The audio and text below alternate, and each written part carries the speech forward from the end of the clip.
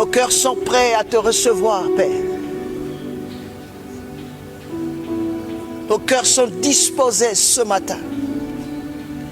Viens bouger les choses dans notre vie. Viens réparer ce qui a été détruit. Viens reconstruire. Viens modifier. Viens changer les choses. Toi le Père, la source. Notre véritable provision. Nous avons besoin de toi ce matin. Ce matin. Il y a un cœur qui a besoin de toi ce matin. Je te crois, Père. Capable de changer toutes choses.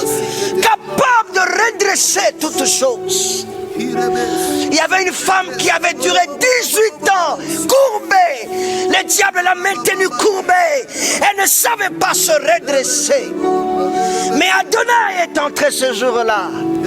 Il a dit fini, fini. Tu dois te redresser, regarder dans une bonne position. Seigneur, merci de redresser un frère, de redresser une sœur. Pourquoi pas toute une famille? Pourquoi pas toute cette nation, la RDC? Adonai entre en scène. Parce que tu dis dans ta parole, il envoya sa parole. Et sa parole le guérit. Amen. Gloire au Seigneur. Est-ce que nous pouvons acclamer? Amen. Alléluia. Oh, gloire à Dieu. Vous êtes bénis ce matin. Nous allons vous accorder la grâce d'écouter la parole. Cette parole que le Père a préparée. Et voici pourquoi je suis dans la joie d'appeler notre papa, le pasteur Timothée. Pendant qu'il s'approche pour apporter la parole, nous acclamons le Seigneur. Alléluia. Gloire au Seigneur et que le Seigneur soit loué à jamais en ce dimanche où nous célébrons sa Seigneurie et où nous pensons à sa mort, mais surtout à sa résurrection. Qu'il soit béni à jamais notre Dieu et notre Roi. Nous vous saluons tous au nom du Seigneur Jésus et prions que le Seigneur, pendant ce culte, vous trouve en bonne santé et dans une gaieté, et que le Seigneur soit loué à jamais. Nous désirons continuer nos études bibliques, nos prédications, nos encouragements, avec le thème « Ne vous éloignez pas ». Pour ce faire, nous allons lire la parole de Dieu, qui est un verset qui est notre texte de base, dans les Actes des Apôtres au chapitre 1er, à partir du premier verset jusqu'au verset 5. Actes des Apôtres chapitre 1, verset 1 à 5. La parole dit ceci. Théophile, j'ai parlé dans mon premier livre de tout ce que Jésus a commencé de faire et d'enseigner dès le commencement, jusqu'au jour où il fut enlevé au ciel, après avoir donné ses ordres par le Saint-Esprit aux apôtres qu'il avait choisis. Après qu'il y souffert, il leur apparut vivant et leur en donnant plusieurs preuves, se montrant à eux pendant 40 jours et parlant des choses qui concernent le royaume de Dieu. Comme il se trouvait avec eux, il leur recommanda de ne pas s'éloigner de Jérusalem, mais d'attendre ce que le Père avait promis. Ce que je vous ai annoncé, leur dit-il, car Jean a baptisé d'eau, mais vous, dans peu de jours, vous serez baptisés du Saint-Esprit. Amen. Gloire au Seigneur, gloire à notre Dieu. Gloire à notre Dieu. Bien-aimés dans le Seigneur, dans notre premier message introductif de cet thème, nous avons tenté de définir le verbe éloigner, c'est-à-dire mettre loin, ou du moins tenir à l'écart. Et nous avons dit que s'éloigner serait alors aller loin, se séparer d'eux. Et quand nous disons ne vous éloignez pas, ça veut dire en quelque sorte ne vous séparez pas, n'allez pas plus loin, ne vous mettez pas à l'écart ou ne vous tenez pas à l'écart, ou ne tenez pas à l'écart Dieu, ses promesses, ses principes, sa vie. Et nous avons dit que ce terme apparaissait pour la première fois lorsque Dieu donne la promesse par la bouche de Jacob, bénissant ses fils. Il dit, le sceptre ne s'éloignera point de Juda, ou l'autorité, le pouvoir ne s'éloignera pas de cette famille de Juda. nous avons aussi établi une petite comparaison entre l'action de s'éloigner et celle de s'attacher. Et là, nous avons dit que celui qui s'éloigne de quelque chose ou de quelqu'un s'attache à une chose ou à une autre ou à quelqu'un. Ceci veut dire en quelque sorte que c'est inévitable de s'éloigner sans s'attacher. Et c'est aussi inévitable de s'attacher sans s'être éloigné d'une autre personne ou d'une quelconque chose. Ce sont des actions qui se font pratiquement simultanément. Lorsqu'on s'éloigne, on s'attache ou on s'approche. Nous reviendrons sur ça. Et lorsqu'on s'approche, ça veut dire en quelque sorte que l'on s'est éloigné quelque part. Nous avons terminé notre prédication ou approche en donnant plutôt deux raisons pour lesquelles Jésus a voulu que les disciples restent à Jérusalem. Deux des raisons que Jésus-Christ voulait que les disciples restent à Jérusalem. Une des raisons, c'est qu'il voulait que la promesse s'accomplisse. Cette promesse que Dieu avait donnée aux disciples, que ces derniers vont recevoir le Saint-Esprit, que le Saint-Esprit viendrait et qu'ils seront remplis et qu'ils deviendront des témoins partout dans le monde. Jésus voulait que les disciples restent ou les apôtres restent à Jérusalem jusqu'à ce que la promesse arrive, jusqu'à ce que le Saint-Esprit arrive. Ça, c'est l'une des raisons que nous avons données. L'autre raison, Jésus voyait ce qui devrait arriver aux disciples ou aux apôtres. Après que la promesse soit arrivée, Jésus voyait la persécution, Jésus voyait les miracles, Jésus voyait les arrestations, Jésus voyait même les maladies, Jésus voyait qu'il se présenterait en un certain moment au temple et que quelqu'un désirerait qu'il soit aidé. Jésus voyait cela. Et pour ça, comme il savait que des signes de prodiges devraient se passer, il a dit: attendez encore à Jérusalem, ne vous éloignez pas, que vous soyez remplis du Saint-Esprit, si bien que lorsque vous passerez au temple, même si cette personne-là, je l'ai laissée là au temple, mais vous aurez le pouvoir de pouvoir les mettre encore en mouvement pour qu'ils marchent. Alléluia. Il voyait cela. Il voyait cela. C'est pourquoi il a dit: attendez, attendez. Lorsque la persécution arrivera et que vous serez bâtis des verges, attendez la puissance de Dieu pour y résister. Lorsque la maladie viendra, attendez la puissance de Dieu pour apporter la guérison. Lorsque la mort s'établira quelque part de Tabitha, attendez que la puissance vienne pour que vous puissiez les ressusciter. Attendez à Jérusalem, ne vous éloignez pas. Gloire au Seigneur. Aujourd'hui, j'aimerais, toujours dans ces préliminaires ou dans ces généralités, venir avec un petit sous-thème: s'éloigner. Je vais un tout petit peu parler de s'éloigner et de s'approcher. Donc je voulais dire, aujourd'hui je parlerai de s'approcher. Lorsqu'on s'éloigne, ça veut dire on s'approche à quelque chose ou à quelqu'un. Je vais donc parler, comme je l'ai dit, de s'approcher. S'approcher, ou du moins approcher, c'est mettre près. Vous pouvez prendre votre Bible, vous approchez ça, par exemple de la lumière. Vous prenez votre sac, vous approchez ça de vous, ou vous approchez ça de là où vous pouvez garder en quelque sorte. Ça c'est approcher, mettre près. S'approcher alors veut dire venir près. C'est-à-dire, c'est l'action de quelqu'un, quelqu'un fait une action pour aller vers. Ça c'est s'approcher, ou s'avancer, ou aller plus près. Ça c'est s'approcher.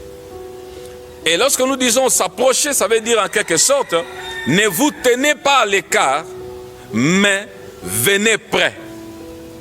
Ne vous éloignez pas de Jérusalem. Ne vous tenez pas à l'écart de Jérusalem, mais approchez-vous de Jérusalem.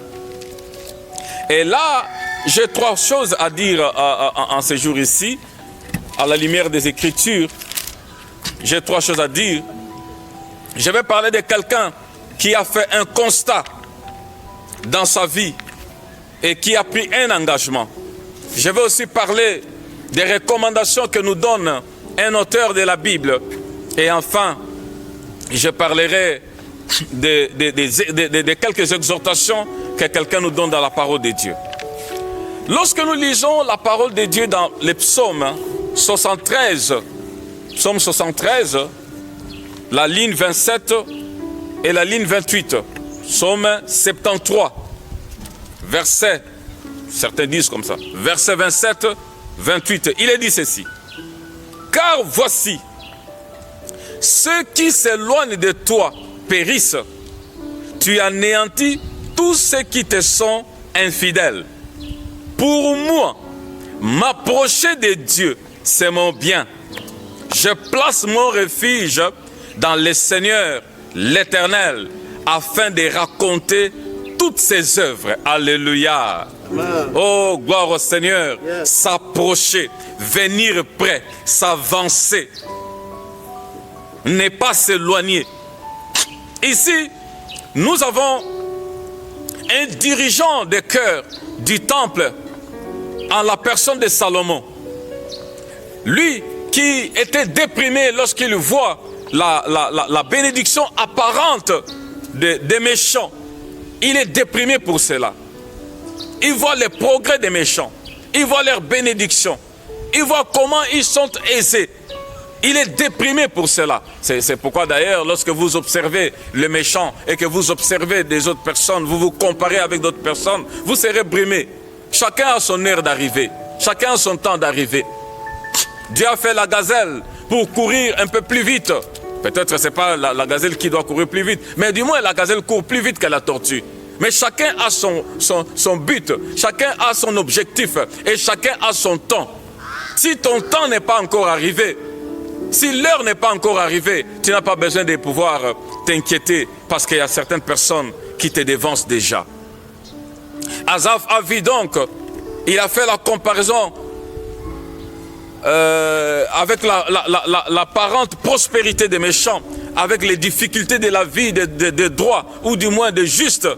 Il était brimé, mais heureusement pour lui, à la fin de ses cantiques, à la fin de ses chants, il a fait un constat, il a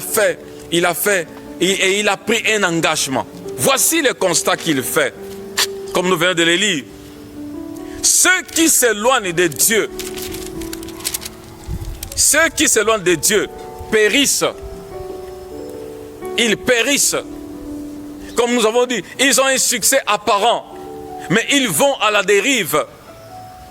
Et Dieu lui-même anéantit tous les infidèles. Et il prend la résolution, il prend l'engagement. Pour moi, m'approcher de Dieu, c'est mon bien. Nous pouvons paraphraser cela. Pour moi, en m'approchant de Dieu, cela me fait du bien. Pour moi, pour que j'ai du bien, c'est le moment où je m'approche de Dieu. Ceux qui s'éloignent de Dieu périssent. Dieu lui-même réduit au silence les infidèles. Mais s'approcher de Dieu fait du bien. Ça fait du bien, pourquoi? Parce qu'en réalité, lorsqu'on s'approche de Dieu, lorsqu'on vient auprès de lui, finalement, on va raconter toutes les œuvres de Dieu. Alléluia. Dieu fait des œuvres étonnantes. Dieu fait des œuvres qui ne peuvent même pas passer par notre intelligence. Dieu fait des œuvres au-delà de ce que les hommes peuvent penser et que les hommes peuvent imaginer. Dieu fait ces œuvres-là. Et lorsque tu t'approches de Dieu dans la prière, tu t'approches de Dieu dans la confiance en lui, tu t'approches de Dieu, finalement tu auras à raconter les œuvres de l'Éternel. Ne vous éloignez pas. Ne vous éloignez pas. Approchez-vous de Dieu. Ne vous éloignez pas. Attachez-vous à Dieu. Ne vous éloignez pas. Venez encore avec expectative auprès de Dieu. Ne vous éloignez pas. Mais venez encore à lui. Lorsqu'on s'approche de Dieu, il y a des résultats. Il y a des résultats. Il y a des réponses palpables. Il y a des choses qui viennent vraiment dire que ça c'est la main de Dieu. Ça c'est le doigt de Dieu. Ça c'est seulement le Seigneur qui peut le faire. Celui qui contrôle les événements. Celui qui contrôle toutes choses. Lorsqu'on s'approche de lui, il y aura des résultats. Les résultats en termes de l'exaucement, les résultats en termes d'être rempli du Saint-Esprit, les résultats en termes de la sagesse divine, les résultats en termes de la puissance de Dieu, les résultats en termes d'une porte ouverte là où c'était encore fermé. Ne vous éloignez pas, approchez-vous de Dieu. Alléluia. Quelqu'un dit ceci, quand on tourne vers lui les regards, on est rayonnant de joie et les visages ne se couvrent pas de honte. Lorsqu'on retourne vers Dieu les regards, lorsqu'on espère en lui, lorsqu'on s'approche de lui, finalement, le visage sera rayonnant. On aura des rayons de joie. On aura des rayons de joie. Et ces rayons de joie, nous ne pouvons l'obtenir que lorsque nous sommes dans les cercles de Dieu. Alléluia, alléluia, alléluia. Dans les cercles de Dieu. Savez-vous que les rayons, c'est au fait une distance entre les points principal avec les cercles, et ces rayons-là, ce n'est pas éloigné. Donc c'est proche du bout du cercle. Quand tu es dans les cercles de Dieu, finalement, tu auras des rayons. Tu auras des rayons. Et quels sont des rayons? Des rayons de joie. Lorsqu'on s'approche de Dieu, lorsqu'on tourne vers lui les regards, on est rayonnant de joie. Et les visages ne se couvrent jamais de honte. Même si tu es hontifié par quelqu'un, ou que tu t'es hontifié par toi-même, par le fait que tu n'as pas bien agi devant Dieu, mais lorsque tu retournes les regards vers l'Éternel, tu ressortiras rayonnant de joie. Ne t'éloigne pas de lui. Après avoir péché, ne t'éloigne pas de lui. Après avoir vu un miracle, ne t'éloigne pas de lui. Après avoir vu une prospérité, ne t'éloigne pas de lui. Approche-toi encore pour que les rayons de joie soient dans ta vie. Alléluia. Gloire au Seigneur. Paul de dire ceci: nous tous, qui le visage découvert, contemplons comme dans un miroir le Seigneur, et nous sommes transformés de gloire en gloire, comme par le Seigneur l'Esprit. Comme par le Seigneur l'Esprit. Attachons-nous à Dieu. Et quand nous nous approchons de lui, nous pouvons contempler sa gloire. Nous pouvons contempler sa magnificence. Nous pouvons rejoindre les armées célestes qui chaque matin contemplent sa gloire, contemplent sa puissance, contemplent sa majesté. Un prophète a dit: je vis le Seigneur assis sur son trône, et je vis les chérubins et entourant son trône. Ils avaient 6 ailes. 2 pour cacher leur visage, 2 autres pour couvrir leurs pieds, 2 autres qui les servaient pour s'envoler. Et il s'est passé les messages: Saint, Saint est l'Éternel, toute la terre est remplie de sa gloire. Auprès de Dieu, il y a une gloire. Dans les environs de Dieu, il y a une gloire. Lorsque nous nous approchons de lui, il nous prête sa gloire. Lorsque nous nous approchons de lui, il nous prête sa nature. Lorsque nous nous approchons de lui, nous devenons comme lui. Nous devenons comme lui. Lorsque nous nous approchons de lui, il nous fait du bien. Ne vous éloignez pas, approchez-vous. Ne vous éloignez pas, approchez-vous de Dieu. En ce moment ici, en ce temps ici, que quelqu'un s'approche de Dieu, que quelqu'un vienne encore auprès de Dieu, et cela produira des résultats. Lorsqu'on tourne vers lui les regards, on est rayonnant de joie et les visages ne se couvrent pas de honte. Ça, c'était un constat que Asaph a fait, et il a pris l'engagement. Il a pris l'engagement. Pour moi, m'approcher de Dieu me fait du bien. Pour moi, aller vers Dieu, c'est un bien pour moi. Deuxième chose que j'aimerais un tout petit peu qu'on s'entretienne aujourd'hui. Nous avons quelques recommandations. Quelques recommandations que l'auteur de l'Épître aux Hébreux nous donne. Au chapitre 4, le verset 14 jusqu'au verset 16.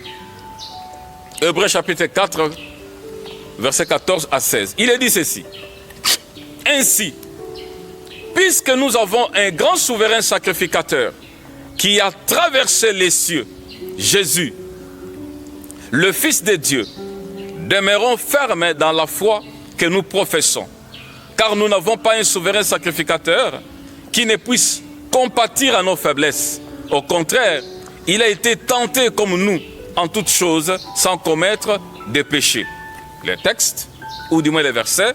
Approchons-nous donc avec assurance du trône de la grâce, afin d'obtenir miséricorde et de trouver... Les discussions théologiques continuent. Alors il nous donne quelques recommandations. Voici comment il commence. Au verset 14, il dit, nous avons un grand souverain sacrificateur qui a traversé les cieux. Lorsque nous étions en train de célébrer la Pâque, ou du moins de pouvoir penser la semaine où Jésus-Christ a souffert, nous avons dit que Jésus-Christ était entré comme le souverain sacrificateur une seule fois dans les temples. Il est entré dans les temples, je vais dire dans les temples célestes. Il n'est pas entré dans les temples de Jérusalem. Il est entré, comme qui dirait, dans les temples. Et là, il a offert de son sang. Il a offert son propre sang. Il est donc comme ce souverain sacrificateur qui entrait une seule fois l'année dans les temples pour offrir le sang d'un agneau afin de purifier Israël. Et Paul de dire, comme nous avons un grand souverain sacrificateur qui a traversé les cieux, il a traversé les cieux, il a percé les voiles, il a donné accès à tout le monde, riches, pauvres, hommes, femmes, juifs, païens, lettrés, illettrés, membres de l'église locale ou serviteurs de Dieu, nouvellement convertis ou celui qui a fait plusieurs jours. Ce souverain sacrificateur est entré une seule fois. Il a percé les voiles. D'ailleurs, la Bible dit que le jour de sa mort, quand il a dit tout est accompli, les voiles étaient déchirées. Ce qui veut dire, allez-y voir tout ce qu'il y a à l'intérieur. Vous êtes femme, vous étiez dans les parvis, vous étiez plus loin, vous étiez dans la cour, quelque part. Mais c'est ouvert. Vous pouvez voir ce qu'il y a là-bas. Vous êtes juif, c'est ouvert. Vous êtes non-juif, c'est ouvert. Ce souverain sacrificateur a rendu, comme qui dirait, le sacerdoce universel. Chacun de nous est un prêtre, chacun de nous est un pasteur, chacun de nous est un berger, chacun de nous est un intercesseur, chacun de nous est un prophète. Ce souverain sacrificateur a rendu la voie libre. Et la Bible dit, approchons-nous donc avec assurance de ce trône de la grâce. Et personne ne peut t'arrêter pour ça.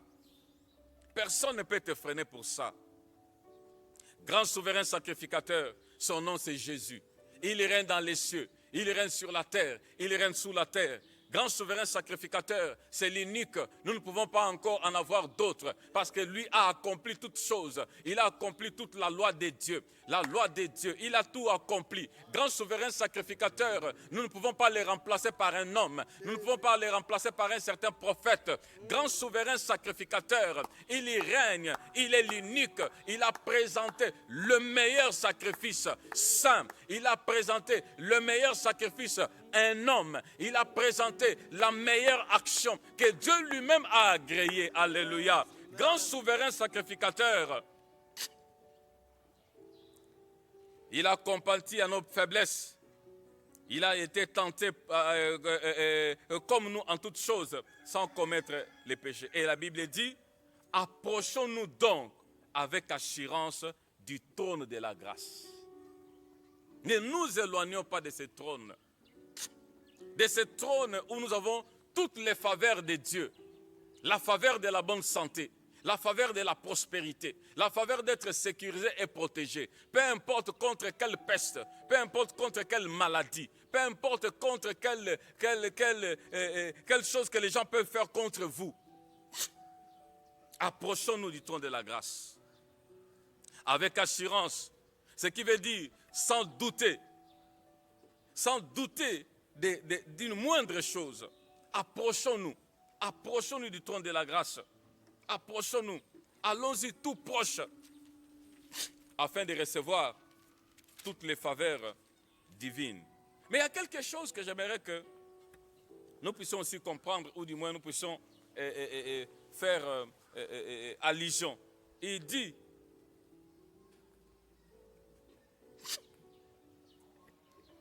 Il dit quelque part, les grands souverains sacrificateurs Jésus, le Fils de Dieu, demeurons fermes dans la foi que nous professons. Demeurons fermes dans la foi que nous professons.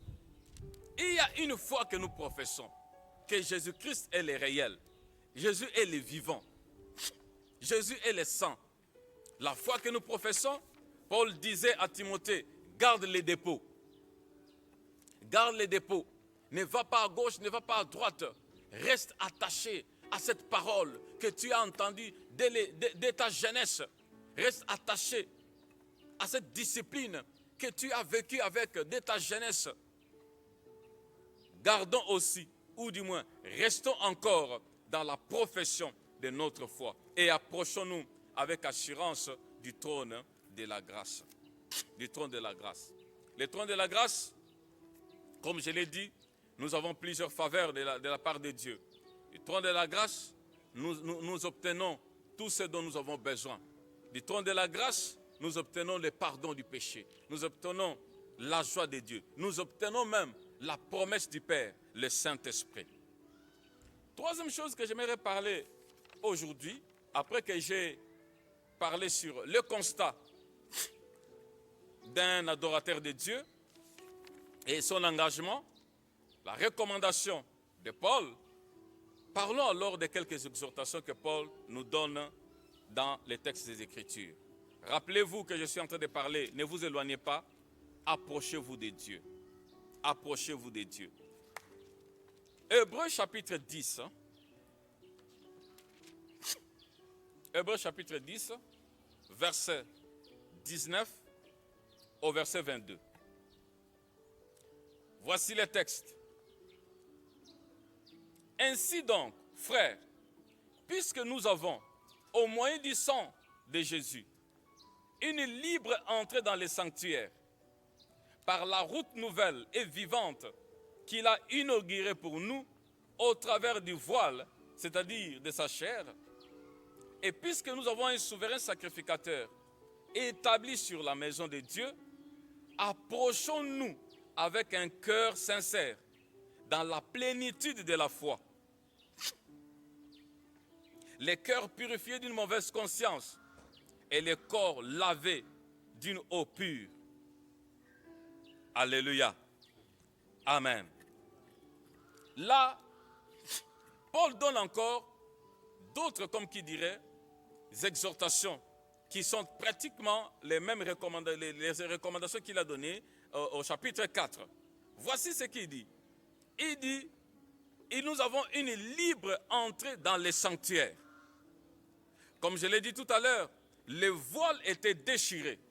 Cette libre entrée dans les sanctuaires permet à ce que les hommes, les femmes, les juifs, les non-juifs, le païen, le mondain, les lettrés, les illettrés, les nouveaux convertis, les aînés dans la foi, le noir, le blanc, le rouge, le vert.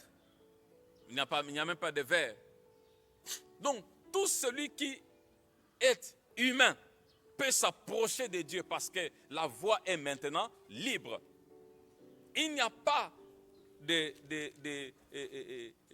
personnes qu'on met en dehors. Chacun de nous peut entrer librement. La sacrificature est devenue universelle. Tout le monde peut aller vers Dieu. Ce ne sont pas seulement des intercesseurs. Ce n'est pas tout simplement des personnes appelées de Dieu d'une manière spéciale. Mais chacun peut aller vers Dieu et lui adresser des prières. Et quand il adresse des prières à Dieu, il y ressortira avec de la joie. Le deuxième texte ici, Hébreux 10, dit ceci. Avec un cœur sincère. Avec un cœur sincère. Lorsqu'on parle d'un cœur sincère, ça veut dire qu'il y a des cœurs qui sont détournés. Il y a des gens qui ne sont pas sincères lorsqu'ils s'approchent de Dieu. Il y a des gens que leurs motivations ne sont pas bonnes.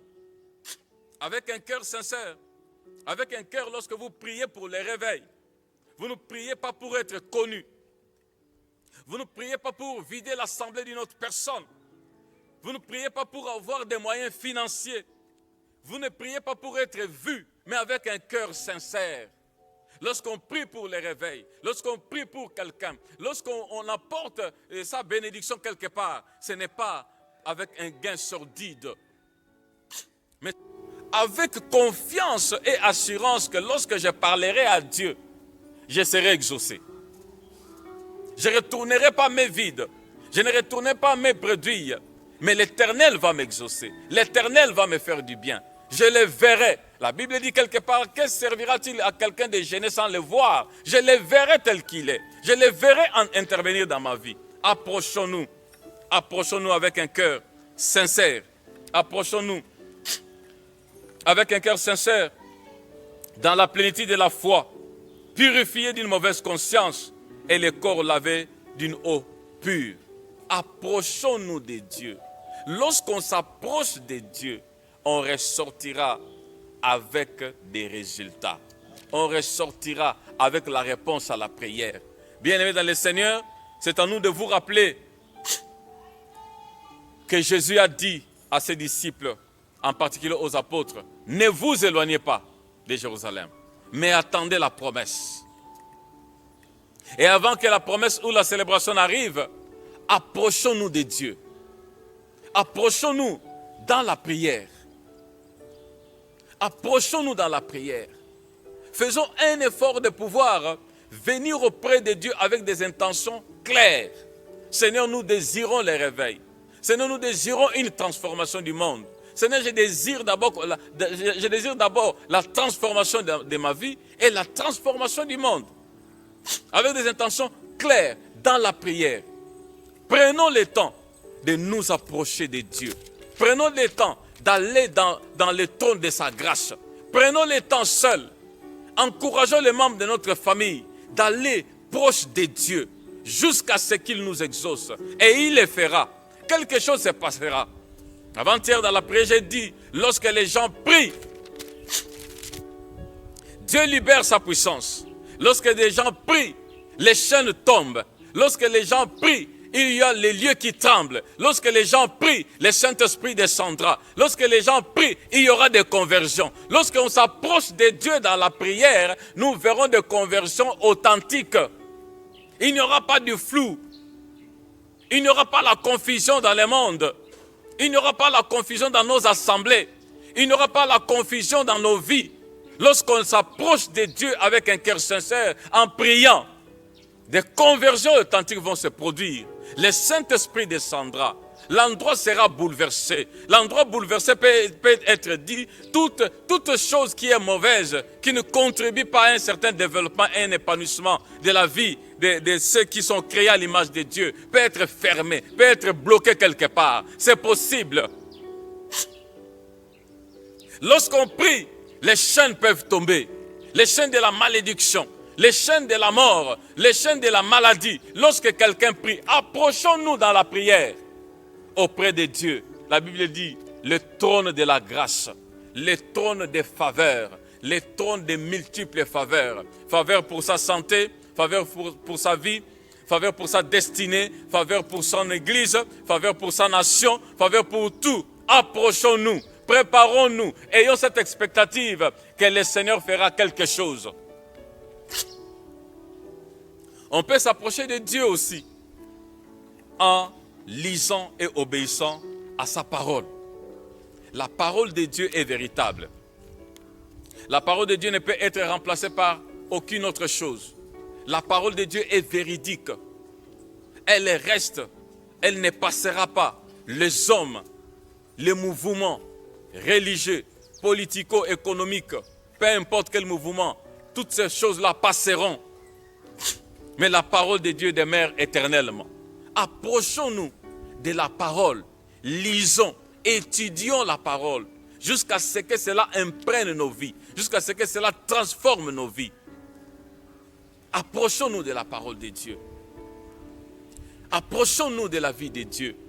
Approchons-nous de cette parole qui va susciter la vie de Dieu en nous. La Bible dit, comme je l'ai dit tout à l'heure, ta parole est une lampe à mes pieds, une lumière sur mon sentier. La parole de Dieu guide. La parole de Dieu dirige. La parole de Dieu oriente. Lorsque tu t'approches de la parole de Dieu, lorsque tu lis et tu médites la parole de Dieu, tu seras orienté. Plusieurs personnes dans le monde veulent qu'un prophète, veulent que quelqu'un leur dise ce qui va se passer. Quelqu'un dit ceci. Lorsque tu demandes à Dieu de te parler par prophétie, alors que tu n'as pas encore maîtrisé ou écouté la parole de Dieu, c'est comme une personne qui a un téléphone et qui a fermé son téléphone, mais qui dit « Comment je ne reçois pas les appels ?» C'est la même chose. Comment je ne reçois pas les appels alors que ton téléphone est fermé? Comment est-ce que tu peux recevoir la direction de Dieu si ta Bible est fermée? Comment tu peux recevoir la direction de Dieu si jamais tu ne médites pas la parole de Dieu? Comment tu peux recevoir la direction de Dieu si jamais tu n'autorises pas à Dieu de te parler dans les fins fonds du cœur? Si c'est fermé, tu ne recevras pas. Si c'est ouvert, c'est alors que tu remarqueras que l'Éternel t'a parlé quelque part, que Dieu t'a dit de faire telle ou telle autre chose, que Dieu t'a orienté. Approchons-nous de la prière, approchons-nous de la parole de Dieu, approchons-nous de Dieu lui-même. Nous pouvons aussi nous approcher de la parole, nous pouvons aussi nous approcher de Dieu, pas tout simplement en priant, mais en ayant l'expectative que quelque chose de nouveau va arriver dans le monde. Ça va arriver dans ma vie. Par la foi, on s'approche de Dieu. C'est-à-dire, par cette confiance que l'Éternel fera quelque chose de nouveau pour moi, pour ma famille, pour mon église, pour la nation, pour la ville et pour le monde. Approchez-vous de Dieu avec expectative. Plusieurs chrétiens prient, mais ne croient pas en leur propre prière. Ils prient, ils ne croient pas en leur propre prière. Mais comment Dieu va exaucer? Comment Dieu donnera la réponse? Il ne saura pas donner la réponse si jamais tu ne crois pas à ce que toi-même tu pries. Approche-toi de Dieu avec foi, comme Paul nous le dit, avec assurance de la foi, en croyant que Dieu est capable de faire quelque chose, en croyant que Dieu est capable de déverser en moi son esprit. Approchons-nous de Dieu. Approchons-nous de Dieu. Quand est-ce que, alors je vais avancer un tout petit peu, quand est-ce que l'on a besoin de s'approcher du trône de Dieu? Quand est-ce que l'on a besoin d'un quelconque réveil, un bouleversement dans sa propre vie? Je vais vous donner 2 ou 3 raisons avant que nous puissions continuer cela les jours qui suivent. Lorsque l'on voit la situation des chrétiens, une situation comme quoi il n'y a pas la crainte de Dieu, le péché est permis, tout se vit comme si il n'y a pas le ciel, il n'y a pas une vie au-delà de celle-ci. C'est le moment que les chrétiens, c'est le moment que l'Église doit s'approcher de Dieu pour lui demander un nouveau souffle. On s'approche de Dieu, on demande à Dieu une nouvelle intervention lorsqu'il y a, comme qui dirait, rétrogradation dans le monde de l'évangile. Lorsque les chrétiens permettent les péchés, lorsque les chrétiens se réjouissent de vivre dans les péchés, ça veut dire qu'il y a besoin d'un réveil, qu'il y a besoin d'un nouveau souffle. Et les chrétiens avertis doivent s'approcher de Dieu pour demander à Dieu ces renouvellements, pour demander à Dieu ces réveils, pour demander à Dieu cette puissance de Dieu, pour demander à Dieu que la crainte de l'Éternel s'établisse dans la nation, s'établisse dans le monde. Les chrétiens qui se réjouissent du péché, les chrétiens qui, juste, ne peuvent pas cautionner des comportements comme ceux des païens. Lorsque c'est répandu comme ça dans l'église locale, lorsque c'est répandu comme ça dans l'église universelle, il y a besoin de s'approcher de Dieu. Rappelez-vous que j'ai dit, ce ne sont pas seulement les sacrificateurs qui doivent s'approcher de Dieu. Tout chrétien peut s'approcher de Dieu. Les personnes que nous connaissons, qui ont été des canaux par lesquels Dieu a utilisé pour les réveils, n'étaient pas connus dans le monde avant que Dieu ne les utilise pour les réveils. Il priait, certainement en cachette. Il priait pour demander le réveil. Et lorsque le réveil est arrivé, c'est alors que l'on parle